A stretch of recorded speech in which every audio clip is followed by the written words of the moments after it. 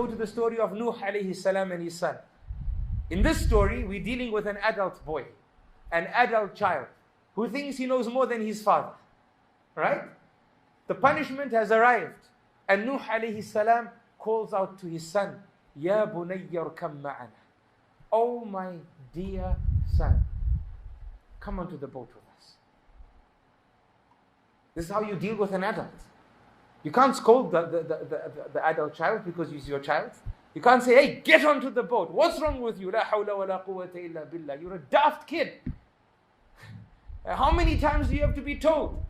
When are you going to land? The water's coming. He doesn't have the speech with his son.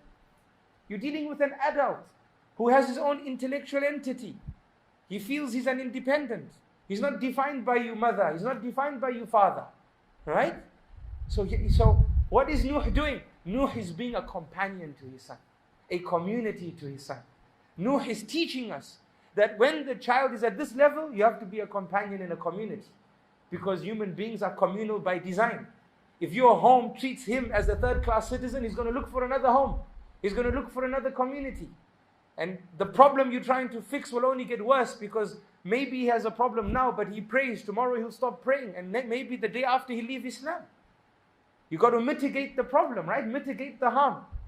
This is parenting. The life of this world gives you days that are for you and days that are against you. You got to be adaptable with your parental approach. This is what we learn in the story of Nuh.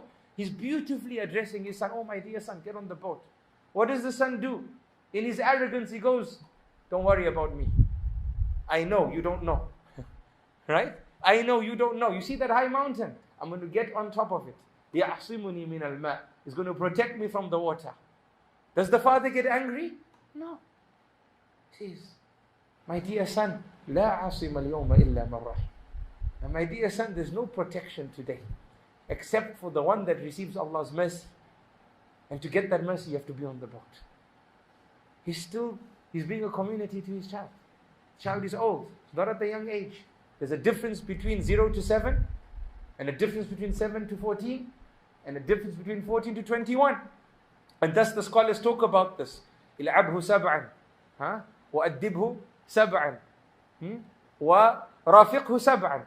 Right? Love him for 7 years, then discipline him for 7 years, and be a companion with him for 7 years. Right? And that's why Islam never came with a checklist in terms of parenting.